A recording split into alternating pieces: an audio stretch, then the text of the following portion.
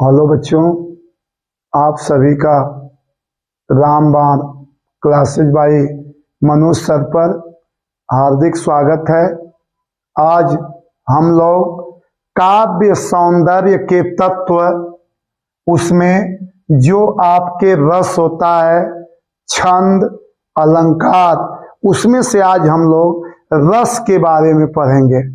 उस रस के बारे में बच्चे क्या सबसे पहले आपको रस की परिभाषा बता रहे हैं। रस वास्तव में होता क्या है?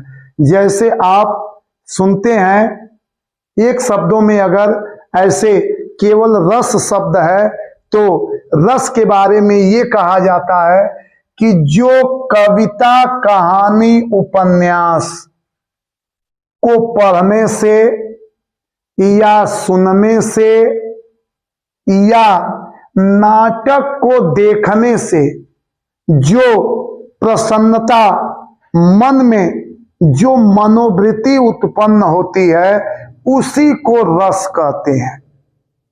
देखो बच्चे, क्या बता रहे हैं कि रस ये एक ऐसा चैप्टर्स है जो कंपटीशंस में भी, और चाहे आप एकेडमिक परीक्षा देते हो, सब में ये सब टॉपिक आते रहते हैं। इसलिए बच्चे इसको थोड़ा सा आप ध्यान दे करके समझने की कोशिश करेंगे।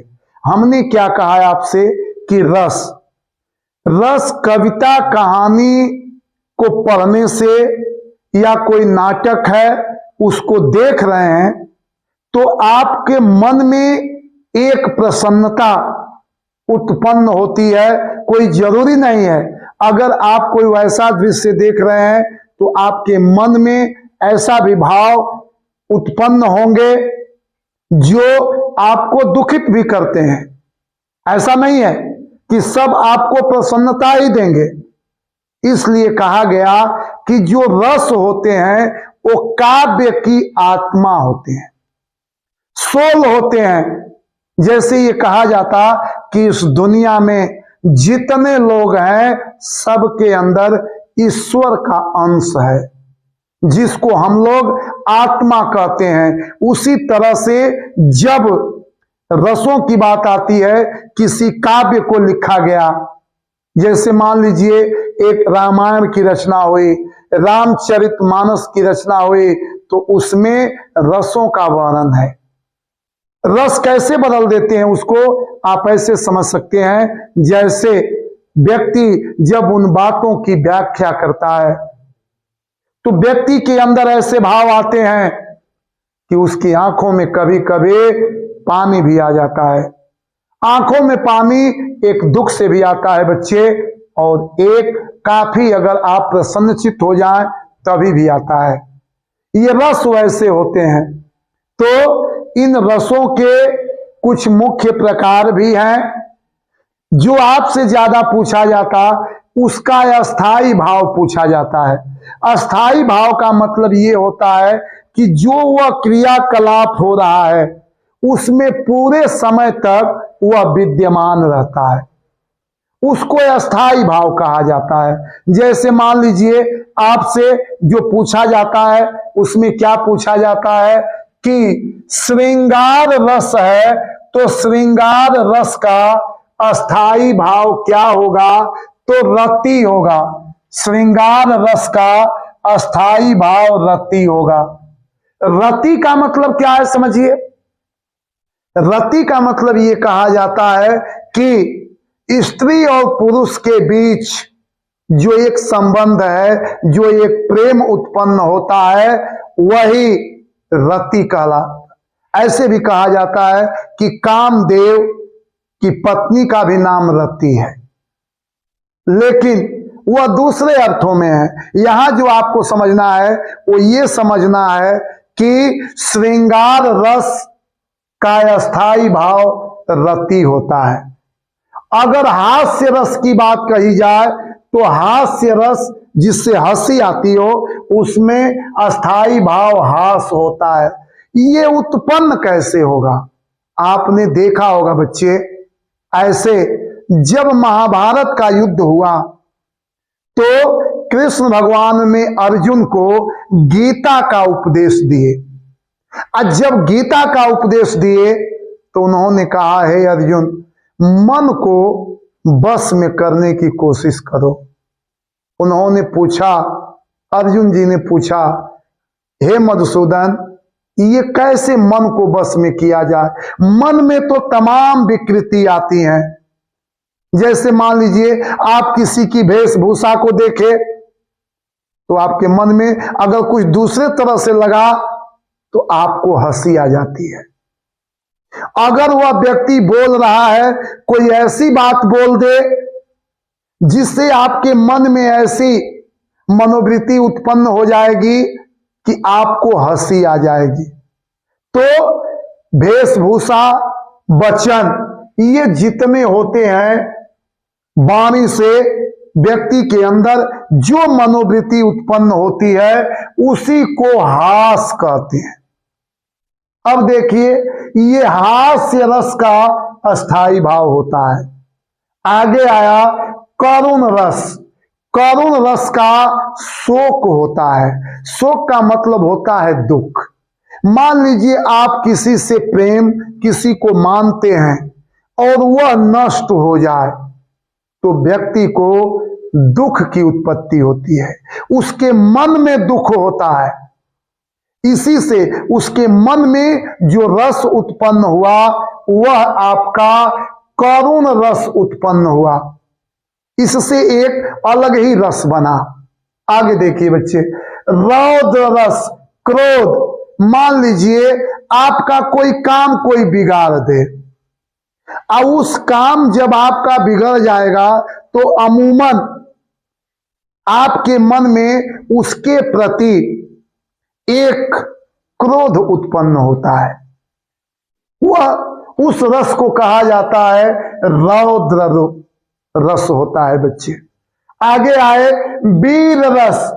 ये तो नाम से ही स्पष्ट है कि आदमी जब किसी काम को अगर करे, बात को सुने और उसके अंदर जोश भर जाए, उत्साह आ जाए, वही होता है वीर रस का अस्थाई भाव, उत्साह होता है।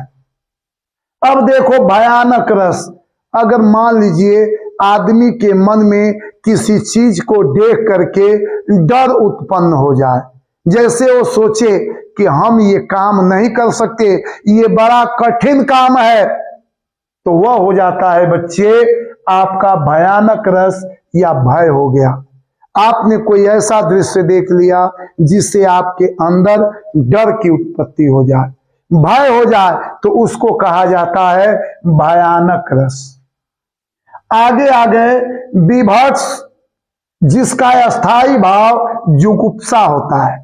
जुगुप्सा का मतलब ये होता है बच्चे कि आपने किसी व्यक्ति के अंदर ऐसा गुण देख लिया जिससे आप घृणा करते हैं, हेट कर रहे हैं, आप उससे घृणा करना चाहते, तो अब आपके मन में एक उत्पत्ति हो जाएगी, मनोविकार आएगा कि नहीं, हम ये व्यक्ति गलत है, अब इसके साथ हम नहीं रहेंगे। तो आपके मन में ऐसा आया, उसके घृणा हो गया आपको उसके प्रति, तो उसको बच्चे कहा जाता है जुगुप्सा कहा जाता है। अब देखिए अद्भुत या विस्मय। अद्भुत रस, आप कोई ऐसी चीज देख लें जिस पर विश्वास करना मुश्किल हो तो आप आश्चर्यचकित हो जाते हैं। वही उससे जो रस की उत्पत्ति होगी उसको कहा जाता है अद्भुत रस, और उसका जो अस्थाई भाव होता है वह विस्मय होता है। अस्थाई भाव उसका विस्मय है बच्चे। आगे जब बढ़े तो शांत रस। शांत रस का अस्थाई भाव निर्वेद होता है। निर्वेद का मतलब इस संसार से जो त्याग की भावना मन में उत्पन्न होती है उसी को बच्चे निर्वेद कहा जाता है कि आदमी, ये तो माया है, मैं और मेरा, तू और तेरा, यही सब माया है। इस माया को त्यागना, छोड़ना ही निर्वेद कहलाता है। और उसका जो रस की उत्पत्ति होगी वह शांत रस होगा। तो ये जब शांत रस पढ़ा जाएगा तो उस समय व्यक्ति के मन में जैसे ये लगता है कि नहीं, जो हमने किया इतना किया, अब हमको इसमें कुछ नहीं करना, वह होता है शांत रस। उसके मन में कोई हलचल पैदा नहीं होती। हलचल वही पैदा होती है कि ये सब मोह माया है, अब इसको छोड़ना है। ये जो उसकी बात आती है, जैसे अगर कोई निर्गुण गाने लगे और व्यक्ति उसको जब सुनता है, कहता है कि वह श्मशान पर चला जाए, जब देखेगा कि क्या हो रहा है तो उसके मन में एक विरक्ति पैदा होती है। गौतम बुद्ध एक राजघराने में पैदा हुए बच्चे, लेकिन जब वो गए भ्रमण किए, आज जब भ्रमण किए तो उनके सामने एक बुढ़ा व्यक्ति दिखाई दिया। चन्ना उनका सारथी था। चन्ने से पूछे, क्या सभी लोग मैं भी बुरा होऊंगा? चन्ना सारथी ने कहा, हाँ महाराज, आप भी एक दिन बूढ़े हो जाएंगे। उनके मन में विरक्ति उत्पन्न हुई। एक नहीं, एक दिन एक मरे हुए व्यक्ति को देख लिए, और मरे हुए व्यक्ति को जब बच्चे देखे तो उनके मन में अब ये हुआ कि वास्तव में ज्ञान क्या है। तो वही बात यहां निर्वेद की हो रही है। जब बात आई वत्सल्य की, वत्सल्य में जो उसका अस्थाई भाव होता है वात्सल्य। आप सोचिए, ये 10वां प्रकार जो आपको बताया गया, इसमें ये होता है कि जब आदमी पिता है तो पुत्र से उसका प्रेम उत्पन्न होता है। तो जब पुत्र से प्रेम उत्पन्न होता है उसी को वात्सल्य, उसका अस्थाई भाव होता है, और उस रस को बच्चे वत्सल रस कहा जाता है। आपने देखा होगा, जानते होंगे भी बच्चे, जब विश्वामित्र मुनि जब गए राजा दशरथ के पास, फैजाबाद पहले नाम था, अब उसका नाम बदल करके रख दिया गया है अयोध्या। और जब विश्वामित्र इसी बक्सर में यज्ञ किया करते थे, वात्सल्य को समझा रहे हैं कि आदमी का पुत्र के प्रति प्रेम, कोई पुत्र ही नहीं है, पुत्री भी हो सकती है, ऐसा नहीं है, लेकिन पुत्र आदि के प्रति जो भी प्रेम होता है वह वात्सल्य में आता है। जब गए विश्वामित्र तो सरयू नदी में स्नान किए, और राजा दशरथ के जब दरबार में गए तो उन्होंने कहा, राजा ने स्वागत किया और कहा, मुनि बताइए किस कारण से आए? तब उन्होंने बताया कि हमारे ऊपर ये समस्याएं आ गई हैं, इसीलिए मैं भगवान राम को लेने आया हूं। राजा दशरथ ने कहा, चौथे पन पायऊ सुतचारी, विप्र बचन नहीं कहूं बिचारी। गोस्वामी तुलसीदास जी ने लिखा है बच्चे, उन्होंने कहा, हे मुनि, इतना उनका पुत्र के प्रति प्रेम था, वो ये जानते थे कि ये भगवान राम हमारे लड़के हैं। और उन्होंने कहा, मुनि, ये जो शरीर है, इस शरीर को आप मांगिए, उसको मैं दे दूंगा। कोई चाहता नहीं, कोई मरना नहीं चाहता, लेकिन मैं उसको भी देने को तैयार हूं, लेकिन राम को मत मांगिए। पुत्र प्रेम ऐसा था, उन्हीं का नहीं, बहुत से लोग होते हैं, उनके प्रति भी पुत्र आदि के प्रति प्रेम उत्पन्न होता है, जिसको वात्सल्य कहा जाता है। ये उनके प्रकार हैं बच्चे। हमने आपको एक लाइन में ऐसे बताने की कोशिश की है कि श्रृंगार रस का रति होता है, हास्य का हास होता है, करुण का शोक होता है, रौद्र का क्रोध होता है, वीर का उत्साह होता है, भयानक का भय होता है, विभत्स का जुगुप्सा होती है, जुगुप्सा जो अस्थाई भाव होता है, अद्भुत का विस्मय होता है, शांत का निर्वेद होता है और वत्सल का वात्सल्य होता है। हमने आपको एक एक पॉइंट समझा करके बताए बच्चे। आशा करते हैं इस बात को आप समझ रहे होंगे। आगे देखिए, जब इनमें से आपको परीक्षाओं में उस रस के बारे में पूछा जाता, उदाहरण पूछा जाता, तो जैसे मान लीजिए एक एक करके आपको बताया जाएगा, उसी में से एक आपको बता रहे हैं जिसका नाम है हास्य रस। हास्य रस के बारे में आपको बता रहे हैं, नाम से ही स्पष्ट है, जिससे मन में हंसी उत्पन्न हो। अब देखिए कैसे, अपने अथवा पराये परिधान, परिधान मीन्स कपड़ा, वासन, अंबर, वस्त्र, ये जितना आप कह ले, वह परिधान वचन अथवा क्रियाकलाप से, उसके एक्टिविटी से जो उत्पन्न हुआ हास नामक अस्थाई भाव, जो कि विभाव, अनुभाव और संचारी भाव के संयोग से हास्य रस का रूप ग्रहण करता है। और जब हास्य रस का रूप ग्रहण करता है, उसे ही हास्य रस कहा जाता है बच्चे। सोचो आप, इसमें हास अस्थाई भाव है और यह रस की जो उत्पत्ति हो रही है उसको हास्य रस कहते हैं। अब देखो इसका उदाहरण देखो, उदाहरण तो बहुत होते हैं। हमने आपको क्या किया है कि रामचरितमानस से जो गोस्वामी तुलसीदास जी ने लिखा है, उस पंक्ति को आपको बताना चाह रहे हैं। कैसे, माता ही पिता ही उरिन भय नीके, गुरुरिन रहा सोच बर जी के। अर्थ बता दे रहे हैं बच्चे, एक बार और कह दे रहे हैं आपके सामने। माता ही पिता ही उरिन भय नीके, गुरु ऋण रहा सोच बर जी के। ऐसे समझिए आप, जब धनुष भंग हुआ बच्चे, और जब धनुष यही प्रण था, राजा जनक ने यही प्रण किया था कि जो शिव के धनुष को तोड़ेगा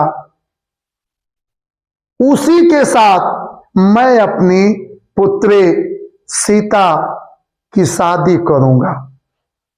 देश देश से राजा आए, उसी में विश्वामित्र भी गए और राम लक्ष्मण भी गए। मुनि, उस समय मुनि की प्रतिष्ठा इतनी बढ़ गई, लोग यही कहते थे ये मुनि के बालक हैं, मर्यादा बढ़ती है। हम लोग पढ़ाते हैं बच्चे, आप लोग पढ़ते हैं, पढ़ाए हुए बच्चे ऊंचे पदों पर जाते हैं तो साथ में हम लोगों की भी मान मर्यादा बढ़ती है, हम लोगों को भी एक आनंद मिलता है। उसी तरह से मुनि ने तपस्या किया। सोचो, मुनि लोग भगवान को पाने के लिए तपस्या करते हैं, क्या क्या नहीं करते, अपने शरीर को तपाते हैं, और वही भगवान एक समय ऐसा आया कि उनके साथ घूम रहे हैं, जा रहे हैं, अपने आंखों से देख रहे हैं। ये बात है। लेकिन जब वही धनुष भंग हुआ बच्चे, तो परशुराम जी आए, इतनी तेज आवाज हुई, जो गोस्वामी तुलसीदास जी ने रामचरितमानस में लिखा है कि धनुष की टंकार को सुनकर के, आवाज को सुनकर के परशुराम, महर्षि परशुराम जी आए। और जब महर्षि परशुराम जी आए बच्चे, तो वहां पर सब दिन होत न एक समाना। कहा गया है बच्चे, किसी भी व्यक्ति के जीवन में हर एक दिन समान नहीं होता है। एक दिन आदमी काफी नीचे भी रहता है और समय आता है तो काफी ऊपर भी चला जाता है। उसी में कहा गया कि एक दिन समय था कि महर्षि परशुराम के सामने कोई भी टिक नहीं पाता था। वो आए क्योंकि वह उनके गुरु शिव की धनुष थी, और जब वह टूट गई तो उन्होंने कहा, जब संवाद होने लगा, पहले तो जब वो आए तो सभी लोग थर थर कांपने लगे। ऐसा गोस्वामी तुलसीदास जी ने लिखा है कि सभी लोग कांपने लगे। जब कांपने लगे, कोई किसी की हिम्मत नहीं हो रही थी कुछ कह दे। सभी लोग प्रणाम करते थे, आशीर्वाद महर्षि ने दिया, परशुराम ने दिया। इसके बाद उन्होंने कहा, ये तो हो गया, जनक बताओ शिव के धनुष को किसने तोड़ा। जब बात होने लगी, उन्होंने कहा, उसी बीच में परशुराम और लक्ष्मण जी से संवाद होने लगा, डिस्कशन होने लगा। और जब डिस्कशन होने लगा बच्चे, तो उसी में परशुराम जी ने कहा कि माता ही पिता ही उरिन भय नीके। उन्होंने कहा, मुनि सुनिए, आपने माता का, पिता का, उरिन का मतलब उत्तीर्ण हो गए, मतलब वह आपने कर्जा भर दिया। लोग ऐसे कहते हैं, ये अवधी भाषा में लिखा गया है, तो लोग कहते हैं जायद फलाना उनकी कर्जा से हम उरिन हो गई। वही शब्द यहां भी है बच्चे कि उरिन भय नीके। लक्ष्मण जी ने कहा, मुनि आप अपने माता पिता के कर्ज से तो उरिन हो गए, गुरु ऋण रहा सोच बर जी के, लेकिन गुरु का कर्जा रह गया। ये मन में बहुत कष्ट रह रहा है आपके कि हमने गुरु का कर्जा नहीं भर पाया, तो उसको भी भरने की आप कोशिश करिए। सोचिए आप, कहा जाता है जो आध्यात्मिक दृष्टिकोण से लोग हैं, इसमें विवाद भी कुछ लोग कहते हैं होता है। कोई कहता है मानुष जन्म नहीं बारंबार, कोई कहता है कि आदमी को पूर्व जन्मों का फल भोगना पड़ता है। तो ऐसा कहा गया कि एक जन्म ऐसा भी था। उन्होंने कहा, वही परशुराम जी की बात लक्ष्मण जी याद दिला रहे हैं। क्या याद दिला रहे हैं कि पिता के कहने पर जो परशुराम है अपनी माता रेणुका को मार दिए, पिता के कहने पर। आज जब मार दिए तो उन्होंने कहा, पुत्र मैं तुम्हारे ऊपर खुश हूं, वरदान मांगो। उन्होंने कहा, परशुराम जी ने कहा, पिताश्री आप हमको ये वरदान दीजिए कि माता हमारी जिंदा हो जाए और उनको ये ज्ञान न रहे कि मैंने अपनी मां को मारा है।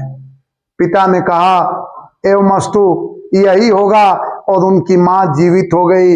उनको याद नहीं था, लेकिन उसी बात को लक्ष्मण जी याद दिला रहे हैं, उनको इंगित कर रहे हैं कि ये समझ रहे हैं कि ये राजा के बालक हैं, ये पहचान नहीं पा रहे हैं और हमारे से प्रभु के सामने बहस कर रहे हैं। वह उनको बताना चाह रहे थे, उसी में ये लिख करके आया हुआ है। तो यहां पर हास्य रस में, मतलब वह वचन से उनको रिगाने का प्रयास कर रहे हैं। वह क्रोध में लाल हैं, लेकिन वह रिगा रहे हैं कि आपने माता पिता का तो कर्जा भर दिया, लेकिन गुरु का भी कर्जा भर लीजिए। लोग कहते हैं बच्चे इस दुनिया में कि माँ का कर्जा कोई नहीं भर सकता। लोग कहते हैं पिता का भी है, गुरु का भी है, लेकिन यहां पर जो शब्द लिखा गया बच्चे, उसके अनुसार यही है कि परशुराम जी को लक्ष्मण जी चिढ़ा रहे हैं और समय का ये परिवर्तन है बच्चे। जिन्होंने जो इतना शक्तिशाली हैं, उन्होंने कहा, काफी वाद विवाद हुआ, सभी लोग जानते भी होंगे बच्चे, लेकिन अंत जब आया, उन्होंने मुनि से कहा, मुनि विश्वामित्र से कहे, ये ऐसा क्यों बोल रहा, इनको क्यों नहीं समझाते। मुनि ने कहा, आप तो इतने बड़े ज्ञानी हैं, आप क्यों नहीं पहचानते। लोग पहचानते नहीं, उनको यही लगता था ये राजा के लड़के हैं। तुलसीदास जी ने लिखा है रामचरित मानस में। अब देखिए, तो उसी में जब अंत समय आया बच्चे, हंसी की बात, तो भगवान ने कहा, हे मुनि, हम लोग आप मुनि महात्माओं के ऊपर पावर शक्ति नहीं दिखाते। आप मुनि हैं, आप कुछ भी कहेंगे तो हम आपका पैर ही पकड़ेंगे। तो कहने का अर्थ बहुत इसका लंबा वृत्तांत है बच्चे, खत्म नहीं होगा। हम उस टॉपिक पर नहीं जाएंगे, हम आपके मेन टॉपिक पर ही कहना चाह रहे हैं कि यहां पर लक्ष्मण जी ने उनको चिढ़ाया वचन के माध्यम से। यही नहीं, परशुराम जी फरसा भी लिए थे। उन्होंने कहा, कोटि कुलिस सम वचन तुम्हारा, व्यर्थ धरऊं धनुबान कुठारा। कहे, हे मुनि, करोड़ों वज्र के समान तो आपका वचन ही है, ये फरसा क्यों लेकर के घूम रहे हैं। उनको और चिढ़ाते थे बच्चे। तो ये हास्य रस की ये जो चौपाई आप देख रहे हो, यहां से ये हमने आपको बताने की कोशिश की है। तो इन्हीं सब बातों के साथ बच्चे अगले वीडियो जब बनाएंगे तो और इसको आगे बढ़ाया जाएगा। तो आप हमारे वीडियो को देखें, इसको आशीर्वाद दें, आगे बढ़ाएं। वीडियो देखने के लिए, सम्मान देने के लिए बहुत बहुत धन्यवाद।